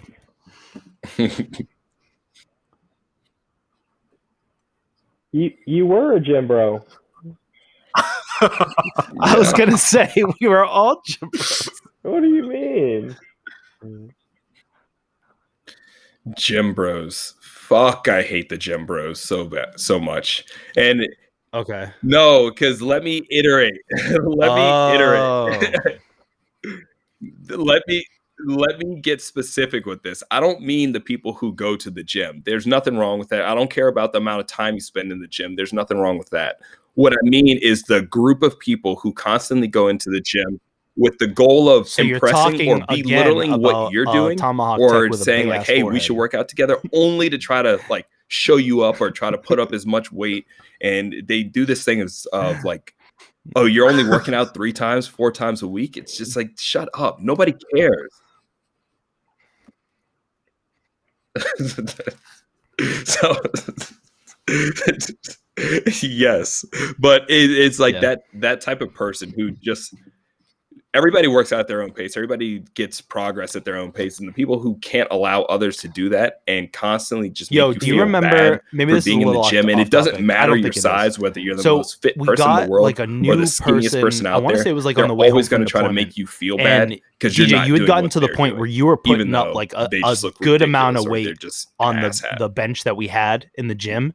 And then this dude showed up and was putting up like insane amount of weight, and you were like, he cheated. He just came from shore duty. That don't count. He was an engineer, right? Yep, I know. Yeah.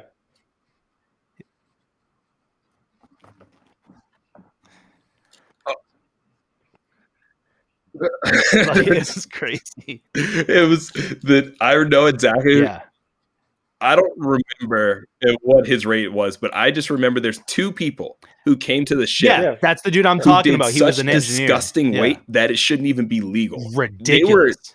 They were benching 400 plus. It shouldn't. I can't remember. The one dude's name started with an H. Huh. He was like this Dominican black or Jamaican dude. He came in there. Yeah, no, I know what you're trying to say. Yeah, he like broke everything. Would also go to like the gym together and hog came later on like who also half had the some gym, disgusting so you like bench, can't even like get ship, any dumbbells like 2 or, weeks later or anything like that. So it didn't matter. So the first like round of ETs when I showed up to the ship were like that. I liked them. They were good dudes. They were good dudes, but they were totally the gym bros. Exactly. Like they showed up. One of them had the same name as a bird. Yep. Yeah, fuck him. Fuck him. But yeah, I think also. Oh, sorry. No, you're good. Go ahead, bro. They were also all VBSS. Well, no, yeah, but that's what I was gonna say is that there's also just not a lot of spots to work out on the gym or on the ship. That's the problem. Is that like if even like because I mean people like to work out with somebody else, but all of a sudden you get 3 of you and that's half the gym taken up right there. Yeah. So But also kinda, when they're in there for like 2-3 fucking hours and then they go back to berthing and sit on the couch for the next 2-3 fucking hours, it's Yeah, like, that's fair. do you That's guys fair. work? Do you guys do anything? Yeah, that's also very true. Yeah, but no, that's a good pick. What do you got, Mike? What's your next one? So my next one is the medic who doesn't really know what they're doing.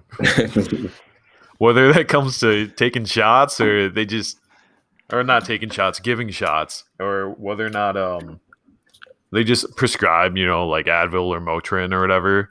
Like when you're in serious pain or like you actually have to, I don't know, like I'm not afraid of shots, but I remember one of the chiefs stuck me like 4 times because they couldn't like get it right.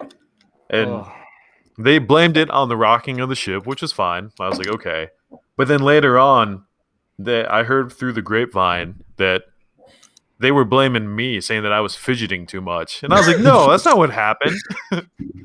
But it's just, yeah. I mean, I don't know. Having a good medic on the ship, they do exist, but they're not always available. And I don't know. When you get stuck with the bad ones, it sucks.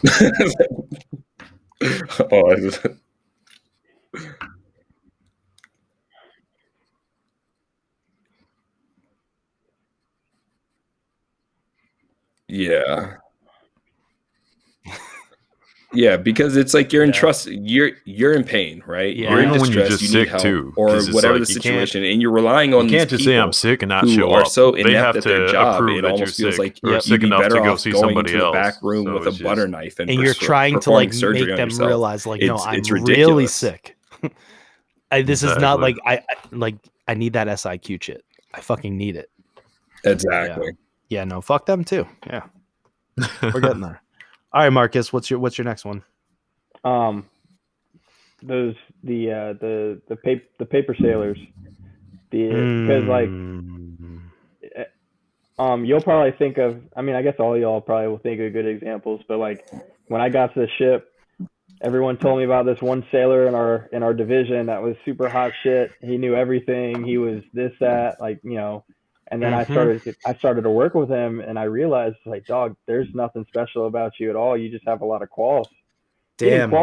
Getting quals and getting shit signed off is easy. And I realized quickly, I was like, you don't know, like, he didn't know his equipment, but everyone swore to God he did. I was like, you don't know your gear.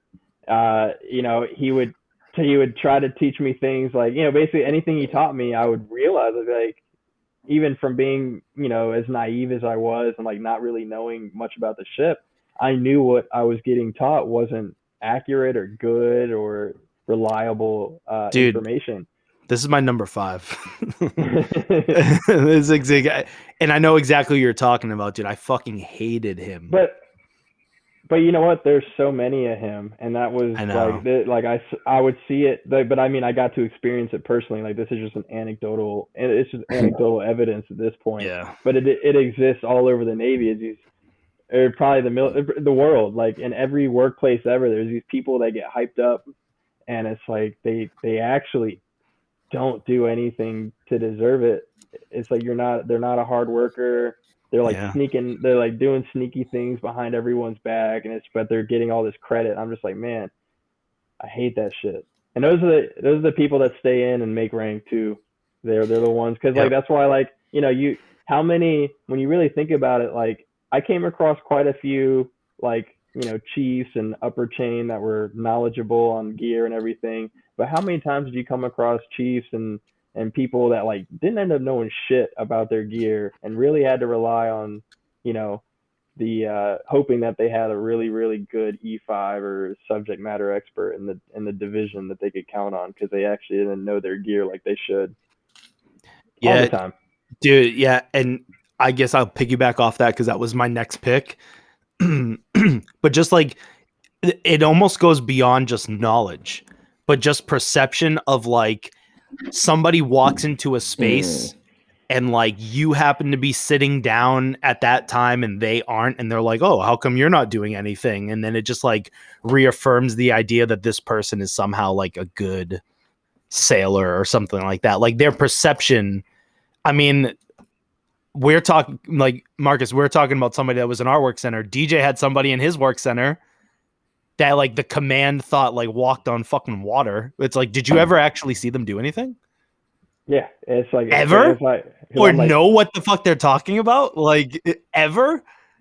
It's just like you almost wonder like where did this perception come from? Yeah, exactly. That's exactly what I was gonna say. It's like I've never seen they it. were really good at just fooling people. Really like, good. Just damn, like, they knew how to fucking play that game just like better than anybody else. Yeah, that's my number 5. Do you guys feel like that was tied into E5s more than any other rank? That's a good rank where it starts to happen at. Yeah, right? That's for, well, I think the reason is because E5 is the first rank where you're compared to the rest of the ship, not just your department. Not only that, but it's also the rank where it's where you start to come at the crossroads. I would definitely say so. If you're in a technical rate and you take on more of an administrative role, yeah, more times than not. But also, again, it's that weird crossroad, because sometimes you get those E5s that have no choice and they have to do both. So they develop like really technical abilities, but they're also doing the admin stuff. Then you got those E5s that don't want to work and they just want to try to do all the admin shit. And then as they progress, they're not like doing their actual job that they joined to do. They're just doing paperwork and making sure shit's getting signed off. So they're not building skills.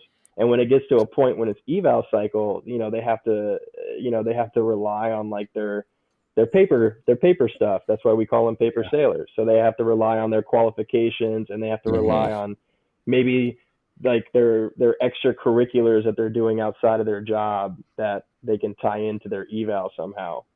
Yeah. And then they just gives that perception that they're hot shit and that they can walk on water.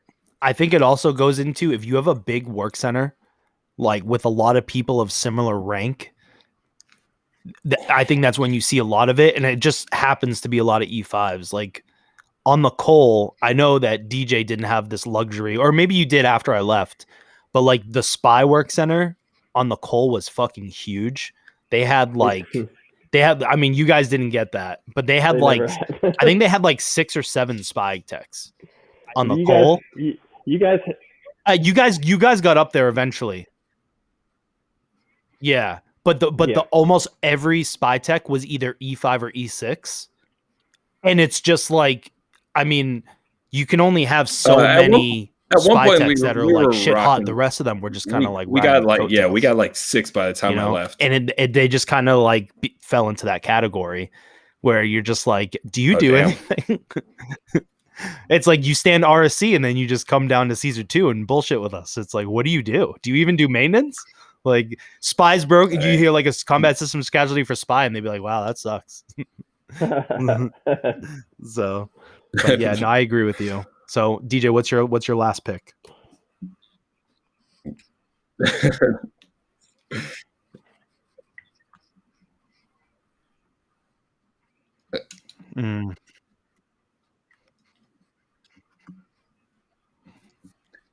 Mine's a little bit more generic, but it's more of a respect thing. But it's the slacker who makes everybody else's job harder. Like there's always going to be times where you don't want to work or you don't want to do something, and that's fine. That's normal. That's human. But the problem starts when the person beside you has to do double the work because you're in one of those moods. Everyone's allowed one of those moods, but you can't do it when everyone else around you has to pick up the slack for you. It's a big difference between them saying, hey, you need a break, go be yourself for a little bit while we handle this. That's being human. That's understandable. But when you take it upon yourself to go, the example that comes to my mind, especially, is when we're doing everyone else who also needs a break and everyone else's job. And then like you always see the same people sitting down and you're like, don't you want to fucking be done with this and go home too? More important and then like you're having to paint or chip non-skid more than like the other person. I think about that a lot. Yeah. Mm-hmm. Yep.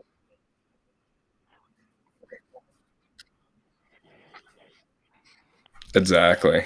It's like, or the person who doesn't, you're doing, a working party and everyone's carrying what about the pallets takeout over or whatever, and you're just like it gets heavy at I don't times. know about you guys, but like, dude, I need a break. 7-8 pages. But now since they dude, I'll took call a break, them out right now. filling Fucking in this FCS larger gap, techs carrying the take things forever to do further the fucking distance, tagout and audit, like and then makes they never give it else's back job to you. harder. And then CSAO's yelling at you because CSAO gave it to you, and you're like, man, I'm not in charge of all of CF division. Fuck. No. Yeah. No, that's a good pick. Mike, what's your last one? So mine is kind of almost the opposite. It's the guy who steals everyone's credit.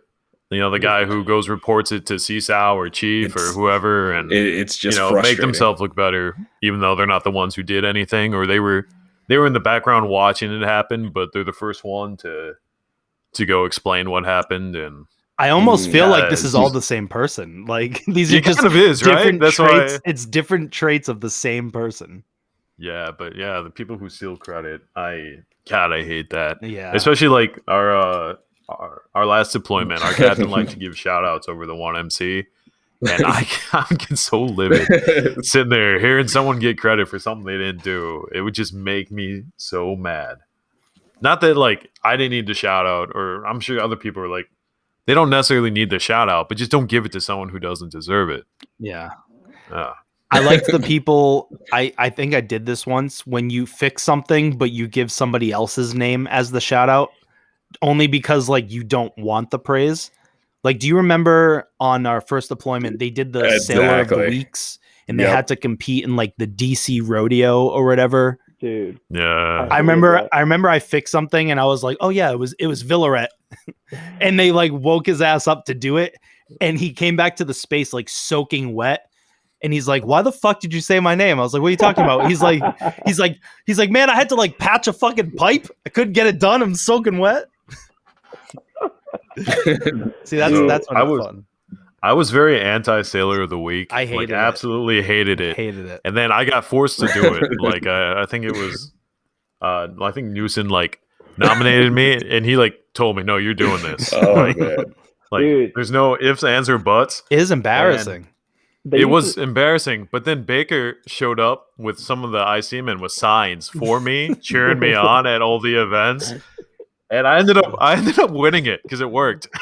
And I was like, I went from absolutely hating this to being the Sailor of the Week, and it was just so weird how that happened. But I'll never forget that. That's awesome. That's awesome. Exactly. Yep. No, it was pretty funny. It's those. All right, last one. Yeah, Castro, what's people your last definitely one, make or break the moments, right? It's the small thing that your work center did to make that terrible event so much more enjoyable than it's now a memorable event. It's those small things. Ooh. Okay. They used to rub me the wrong way. Yeah, I mean, and they would even like go as far as start to treat you different. Dude, like I would say, like my last couple weeks out, there were certain people like on like before that, like were always trying to be like supportive or whatever. I mean, like if it was something Navy wise, and then once those papers were signed, and I was just waiting, and the clock was ticking, they would like wanted nothing to do with me, and I was just always like, damn, like it's not even like a big deal. Like I'm just moving on to another thing. So like, why would you make it personal? I never understood that. Like, wouldn't you want this person to be a good representation of the Navy, and instead of like helping them out so that they can succeed, so you can be like, hey, like they use examples as a selling point to join, but then when it actually comes time to separate, they're like, oh, fuck you. Right. Or like, are you sure if you leave, you have to make this much money to survive, or you have to do this, or, oh, you haven't developed the skills. Like, motherfucker, you've been in the Navy for the last 12 years. How the fuck do you know? I used to love that. How are you going to make it on the outside? I don't know. Do you know? That was the biggest one. It's not even the people that were like unsupportive, but the ones that would be like, well, how are you going to make it on the outside? Like there isn't a life beyond that's a great point. The military, and like it is impossible. Like, dude, like I mean, it's hard. It's like not easy, but like the thing is it's just like you can do anything. Like that's the thing is like when like one of the reasons why I got out of the Navy is because I felt like my growth was stagnated. There wasn't really much more way for me. Like I could make rank, sure, but as far as growing as a person and an individual, I felt like I was kind of trapped, and I wasn't going to ever try to like branch out and explore new things because I was comfortable, and there was no reason for me to break out of my comfort zone. One of the things I learned when I got out was that it's uncomfortable, and that forces you to do different situations, and that forces you to go down different avenues and explore different paths. And you can monetize anything. Well, if you can monetize anything, you can make money just about, however you want. And I've thought about a lot, especially recently, because I mean, obviously I had to think about it for this podcast, but because like with how things have kind of developed just in the world in general, forced people to change directions and change paths, and it's open, like, and for a lot of people it's opened up better opportunities and things like that. I feel like, some people stay in the Navy, they feel like, and I think some people do stay in because of they're scared of that rhetoric that people deliver, where they're like, well, how are you going to make money when you get out? And most of the time people don't know. And it's like, and that's like a perfectly acceptable answer, because that lets you kind of, that forces you to think on your feet and to, again, like explore like new opportunities and try things that maybe you wouldn't have, that, might turn out to bloom into something like, truly awesome. Yeah. Whether you make a lot of money doing it or not. But, it takes a lot less money than they tell you to live outside the military as well. You might have to be creative, and you might have to, like everything is a like you got to sacrifice no matter where you're at. Yeah. One way or another, but it's so much easier than they make it out to be. That's for sure. Do you also? There's also the people that when you're getting out, where they'll be like, "Oh, your skills in the military that you developed being, let's say, a fire controlman, like, oh, you'll start making like 6 figures when you get out of the military." And it's like, I don't know about you guys, but I never got that fucking money thrown at me when I separated. I'll say, like, my military experience has had zero benefit on virtually anything that I've done since I've gotten out. Like, technically, or right.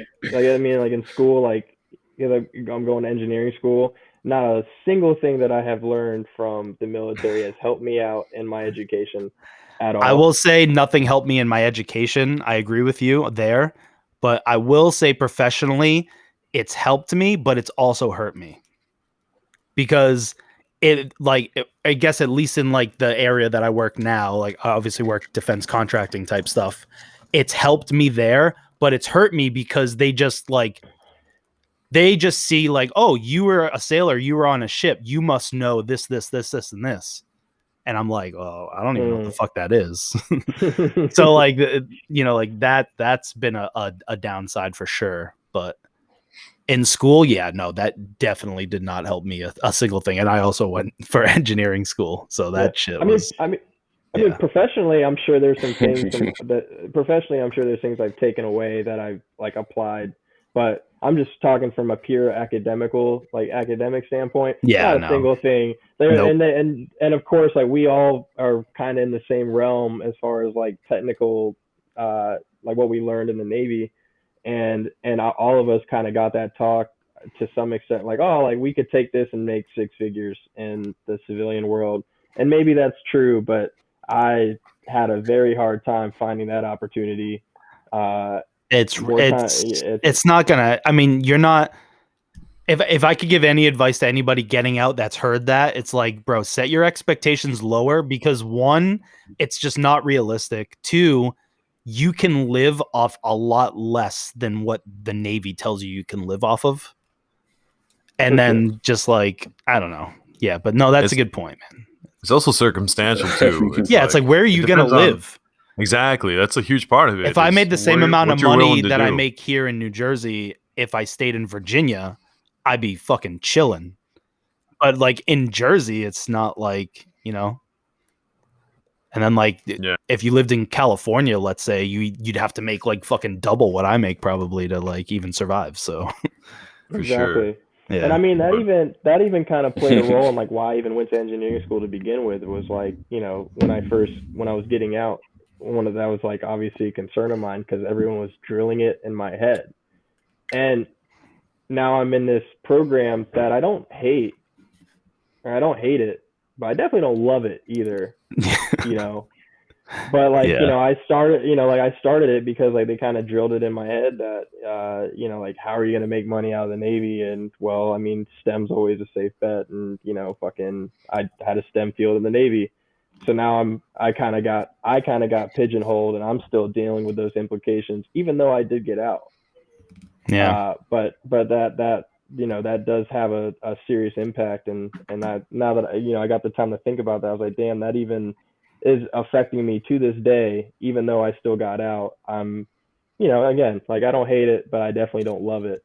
So, but that's just, it is what it is. Sometimes we have to finish out one path to open up, you know, to open up another door to another one. No, it's true. I thought my experience actually helped me land my job, to be honest with you guys. Like, yeah. Because like I realized a lot of places, like, I don't have a degree. Like I know Derek does, and I guess I don't know if you guys do, but I don't. But I found a lot of jobs though that would take the experience in lieu of a degree, and that's what I ended up doing. I actually work with a lot of veterans at where I work right now, and I definitely think that's true. Yeah. I wasn't trying to say that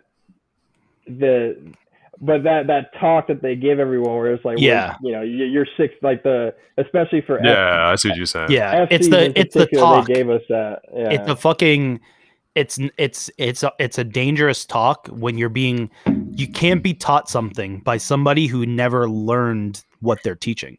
Like that's just which is what it is. Like you can't be told that you're going to do or not do something by somebody who's never actually tried it. Well, it sounds like you guys are all saying you guys got the talk the entire time. I only got it until I told them I wasn't staying in. And then once I told them I wasn't staying in, I actually got a lot of support from my chain of command. Well, you know what? But Fuck until you. that point, How about that? Well, I'm trying to find out if that's the same with you guys or if you were naysay the entire time. But we had a bad chain of command, so. Well, I was always getting told by everybody that I was staying in. They're like, "Oh, yeah, like you're staying in, like you're a lifer, like you're staying in." Like because like I thought you were staying in. Yeah, everyone in my peer group and everyone in my command was like, "You're staying in." And I might have called you Master Chief Castro once or twice. Yeah, and all I could do was laugh. I was like, "I don't think so. I don't think." And then like again, once I finally signed the dotted line, when I went down to the NC office and like signed, I forgot what the page is called now. Yeah, it's like what is it, page 13? Like, are you sure you're definitely going to separate? And it's just like, it's like your intention to separate or whatever. Like once I signed that dotted line, like I promise you guys, like I was getting not treated differently in a bad way, but I was just getting treated differently. Like I was like, oh, like they're like their hands were off of me, and like there was no more care or concern about my future because you know, and like that's again like going back to leadership and mentorship, like we talked about in the beginning of the podcast. That mentorship, good mentorship, exists beyond you know, that circumstance where like a good mentor would have still been in there and like still trying to, you know, give good insight and guidance even after that dotted line is signed, even though they might not have agreed with the decision, you know. But that's a good point.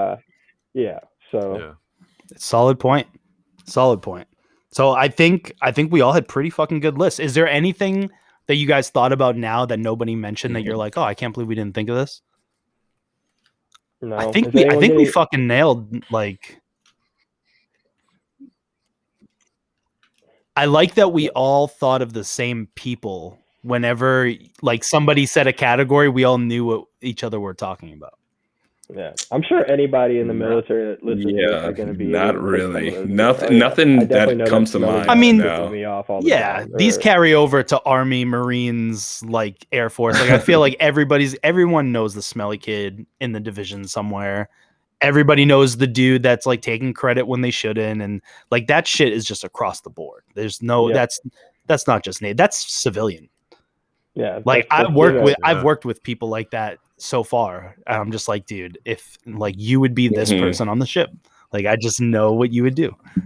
So yeah, I never met as many compulsive liars until I joined the military. I don't know what that's about. Like in my day-to-day life, unless I just don't interact with them enough where I don't realize that they are. The one-upper, man. They were all compulsive liars.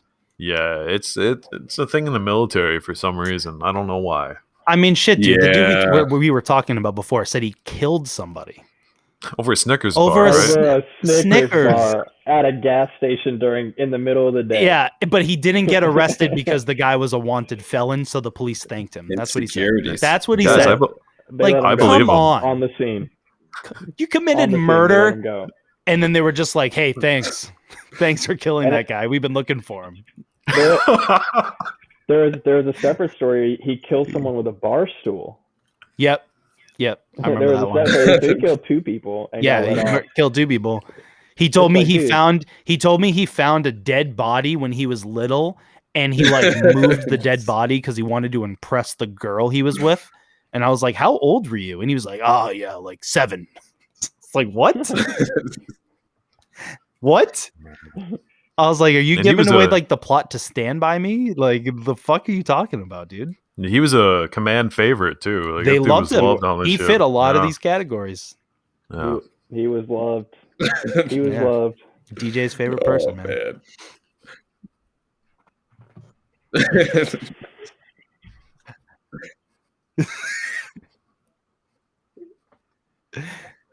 Well, at least if that happens, we'll know that he was telling the truth. I'm not saying anything because you will hear it. You sacrifice for the greater good, DJ. With a Snickers bar, and that'll be the last thing you hear. Wake up with someone with their finger in their belly button. Fucking and some Pokemon boxers. What do you think he's doing right now? Die with the Snickers bar implanted in my chest. He's probably in front of a mirror. Just going to be like, oh, yep. Exactly. I would love... Listen, if you're listening right now and you know who you are, I would fucking kill to have you as a guest. Kill to have you as a guest. He's probably one of the people that just got rich off of Dogecoin. He's actually listening to this podcast right now in front of a mirror going, "Don't joke. To the moon. That guy sounds to the moon." No, it's all about Hogecoin now. At. What do you know about Hoge? Oh my god, nothing. I don't know. No, I just think that's Shimmy. That whole. Listen, I'm dumping $10 into every meme stop I can find, and then in 10 years when that shit hits $1, I'm gonna be balling. That's my retirement plan. Just let me get a slice. Yo, don't take your financial advice from me, but if I get rich off meme coins, I mean, I'll hook everyone up. I got you guys. All right. So thanks for joining me on the show, guys. Thanks everybody that listened to this. Hopefully you guys enjoyed us making fun of ourselves and other people that we know. And yeah, till the next fucking ranking episode that we do together.